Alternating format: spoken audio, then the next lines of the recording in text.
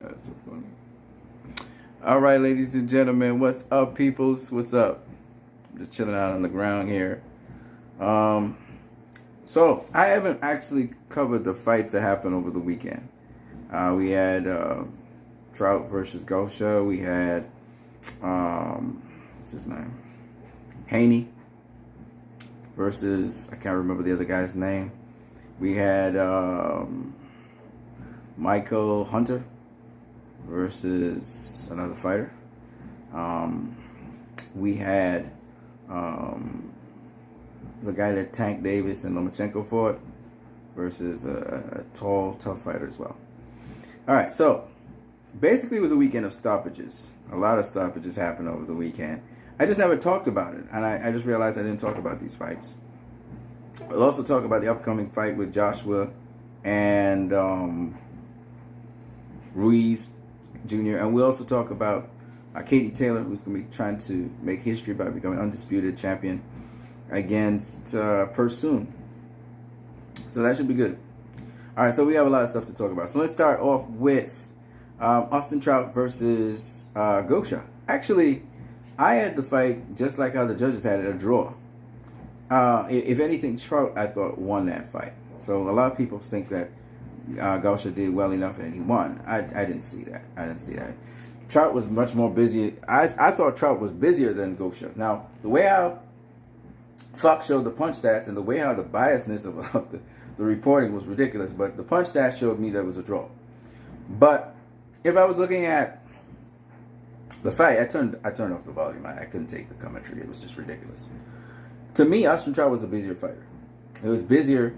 I thought that Gosha was the more accurate fighter.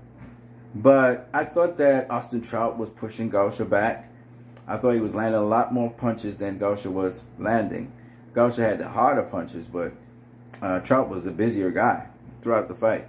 So I thought that, if anything, it was a draw or Trout won the fight. And Trout thought he won the fight as well. Gosha was talking about him winning the fight. I think what happened is that Gosha, being the challenger, people started paying attention to him because he was the up-and-coming guy. And Trout had been beaten twice since he had 2 shots at the championship and he lost the both of them. So I think that's what was up with Austin Trout. You know, he's like the old veteran, younger guy, so people try to favor the younger guy. But at the end of the day, I don't think Gosha did enough to win that fight. I don't think so at all. I thought Trout actually, if anything, won the fight. But the draw is cool by me.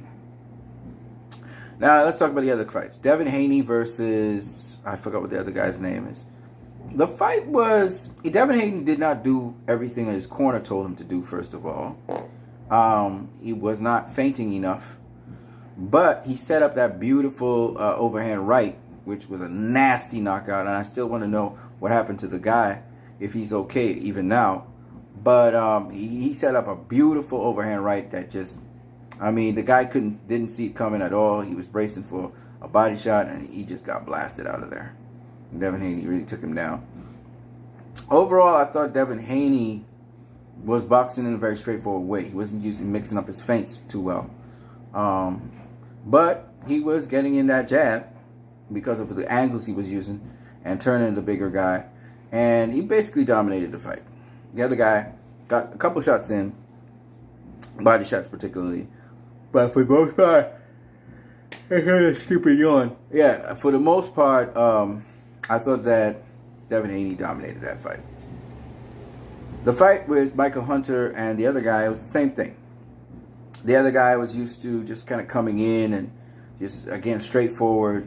So Michael Hunter was basically turning him. The guy had more of an MMA background anyway. Turning him, pot-shotting him, turning him until he caught him, and then he just blasted him out of there.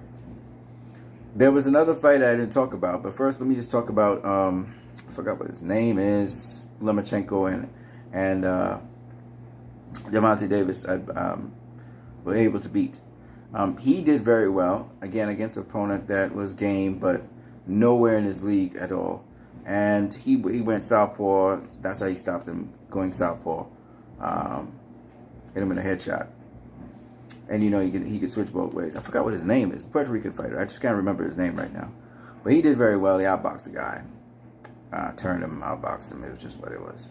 There was another fight, which championship fight between Ito, I forgot what his whole name is, Ito something, and kid from Top Rank who trains with Terrence Crawford. I forgot his name too. He used to train with Adrian Broner in the day.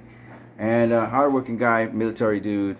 I can't remember his name for the life of me right now, but he again outboxed the other guy who was the champion, but the guy is limited in that he didn't know how to deal with a guy who could move properly. I think the theme of the day was pivot work. I think most of the fights where the guys got out their opponents or outboxed them was because they were doing slight changes in angles, pivot work. And it was really good to watch. But all those fights, I thought that Jamel Herring, that's his name, Jamel Herring, he was able to defeat Ito. And that's because, again, just simple boxing like Pernell Whitaker, etc. Just a simple jab to keep the guy off of him, and pivoting, just slight pivoting around the guy, constantly pivoting. And then, you know, he would just dip under and, you know, swivel out the way of shooting shots because he'd be leaning forward. So, or leaning backwards. So that's basically it. It was good fights. Good fights over the weekend. I just wanted to mention all these fights. Now let's talk about Anthony Joshua versus, first of all, Anthony Joshua's going to be facing Andy Ruiz. A lot of people are talking about Anthony Joshua has a glass chin. I don't see it. I don't see it. Anthony Joshua has a solid chin. I just think that he's a very good defensive fighter. God damn it. Just because he got knocked down once or twice doesn't mean that he's got a poor chin. It just means he was dealing with fighters who had, you know, good punching power and stuff like that. So I think that's basically the case with Anthony Joshua. But it should be an interesting fight, at least I think, with Andy Ruiz. I still haven't researched Andy Ruiz in totality, so I can't really tell you guys exactly how that fight will pan out, etc. Anyways, we're talking about now Katie Taylor versus something Persoon. I can't remember what the full name is. Persoon, I looked at her. She's slower than Katie Taylor. She doesn't throw many combinations, but she's a kind of moving, boxing kind of person. So Katie will have to be the more aggressive fighter, which is not a problem for Katie. I don't know. We'll see what happens if Katie Taylor will be able to beat Persoon. Persoon is saying that Katie won't beat her, but I don't know. She's not solid. You know, she doesn't have a solid stance. She throws combinations at times. She boxes. So we'll see how that turns out with Katie Taylor versus her. I don't know how that will turn out. You know, but it is what it is. If you guys like this video, don't forget that you can subscribe to my channel. The more subscriptions, the better. I now have online access, so I'll be able to set up things so that you can donate directly to my account instead of having to use MoneyGram or Western Union. So hold on just a little bit longer and we will get that sorted out soon. As to everything else that you guys may want to know about me or otherwise, let me know. Don't forget, you can donate to this channel as well as you can subscribe to this channel. I think we need about 19 more. We need 19 more subscriptions, and boom, I'll be able to live stream with you guys. I can't wait for that. I know it's a matter of time. Thank you all the subscribers for subscribing to my channel, and on that note, you guys have a great one. Deuces, peace.